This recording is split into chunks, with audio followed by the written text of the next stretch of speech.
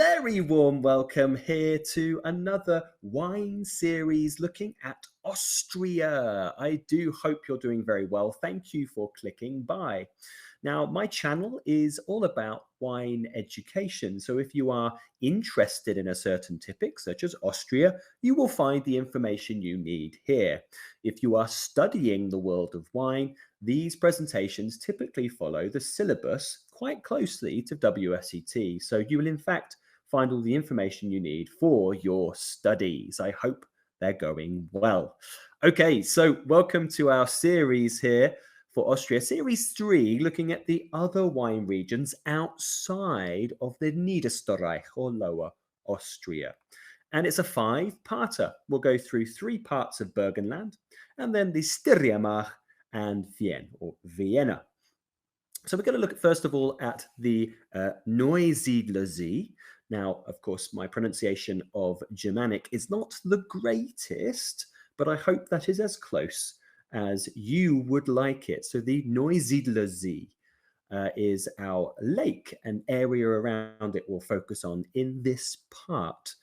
All the other parts, that's Liederberg, Mittelburgenland, Steiermark and Vienna, will only be available to those people who subscribe to my e-learning portal. That's over at www.winewithjimmy.com. You'll see it at the bottom of the slide. Lots of excellent extra resources to help you with your gathering of information and your studies, and lots of exclusive video content. Well, let's look at Burgenland as a whole, because it's going to form the next 3 videos. Previously, we have looked at the likes of Lower Austria, which is the area that surrounds Vienna, but we're now going to this area on the Hungarian border, which is Burgenland. Okay, so located on this Hungarian border, it is one of the flattest and warmest areas in Austria. That's where the warm air from the Pannonian Plain means that it is possible to reliably ripen many different black grape varieties. Indeed, black grape varieties make up over half of the plantations, mainly with Blaufränkisch and Zweigelt. About 41% of those 2 grape varieties. The styles of red wines range from easy, early drinking styles, which are nice and fruity, to full-bodied, intense wines with some new oak influence. Grüner Veltliner and Welschriesling are the most planted white grape varieties in the whole of Burgenland, with about 18% of the vineyard land. Now, generally, Grüner Veltliner does not reach the quality level seen in Lower Austria, as it's a bit too warm here. But Welschriesling plays a major role in the production of botrytized wines, with some of them being absolutely outstanding. So do look out for those wonderful Welschriesling expressions. So we're going to a specific part of the Burgenland, which is the Neusiedlersee Lake area. And you'll see this here. So we are near Carnuntum. We are near Liederberg, and there is a lake here, which is the Neusiedlersee Lake, and we are situated out wine area, which is after the same name, the Neusiedlersee, is to the east of the lake area, as you can see.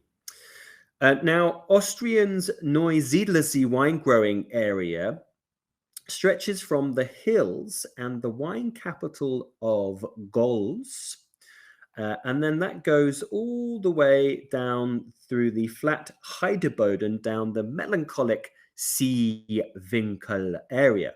So you'll see that just here, Seewinkel area. Gols is just here. This is the kind of centerpiece of wine production. And we come all the way down this Seewinkel area. Now, the vineyards on the banks of the lake of Neusiedlersee, which is a shallow steppe lake, are home to a wealth of different grape varieties. Now, the geology here is that we have coarse-grained sandy gravels, which there is a separate type called the Seewinkel, which is after this area in the southern section. It has a varying carbonate content and it originates from the courses of the former Danube River, and it represents nearly 2/3 of the soil of the whole of the Burgenland area. You'll also find clays and limestones being important, certainly limestones across in the Literberg area, for example, which we'll focus on the next presentation. Now, earlier I gave you some numbers about grape varieties in Burgenland as a whole. We are now looking at a sub-region of Burgenland, so the Neusiedlersee, which is that sub-area. And you've got the facts, the figures up there for you with the key grape varieties. Now, we know that the focus as we go to Burgenland is more on reds. And in fact, reds and whites here are about half and half. But we do have a dominating number by 2 varieties here. So Zweigelt and Blaufränkisch account for about 1/3 of vineyards that we find in the Neusiedlersee. Other varieties of note would be things like Grüne Veltliner and Chardonnay, in fact, otherwise known as Morillon in this area, and some Welschriesling, of course, down at the bottom. You'll see that just here. But I've highlighted these 2, Blaufränkisch and Zweigelt, as the major 2 black grape varieties. But Welschriesling would certainly be in there with Grüne as well.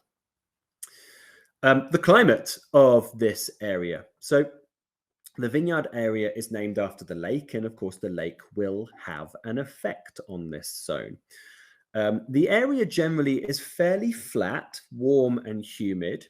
It is the warmest area in Austria, so much so that the water of the lake can reach 30 degrees Celsius at the height of summer. So that is, I think, early 90s in Fahrenheit, I think. So yes, really quite a warm area. Other key climatic things. So in the autumnal months, when the air temperature begins to drop, but the water of the lake remains warm as it's absorbed that heat, fogs will begin to form overnight, covering the surrounding vineyards. Only those vineyards that are closest to the lake will be affected, or some marshy areas of many small ponds, which will be covered by that fog. Of course, the fog can be fairly important for rejuvenation of the vineyard freshness, but also, of course, in that time of year, botrytis. And that's where we're moving to next, as you can see. High humidity encourages botrytis to take hold. But the warm autumnal sunshine in the afternoon burns away the fog and prevents grey rot foundation. So we then therefore have botrytis cinerea in its benevolent form. So that means that the Neusiedlersee has a consistent noble rot every vintage. Welschriesling, remember, 10% of plantations is planted near the lake, as its thin skins make it prone to noble rot. So it actually develops noble rot like you see in this picture. And it means that, of course, with careful viticulture and then careful handling of those grapes, you can make some exquisitely sweet wines as a result.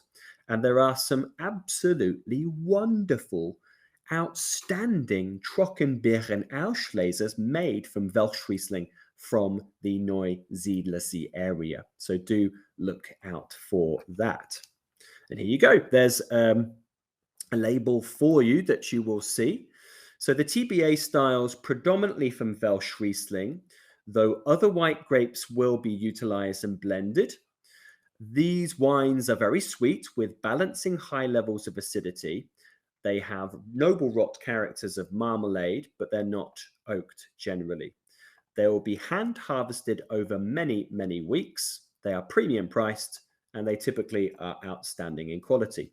You can, of course, find great capability for aging as well. Alois Kracher, you'll see here in this picture, is a significant producer of TBA wines. In 2020, the city of Rust was allowed to label with their name Ruster Ausburg DAC.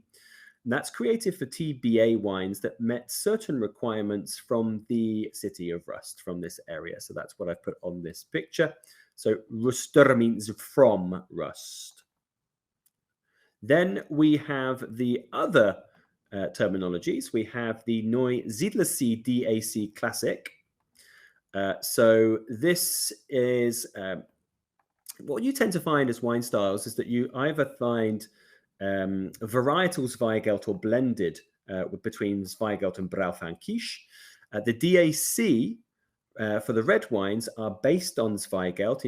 Indeed, the classic that you see here is 100%.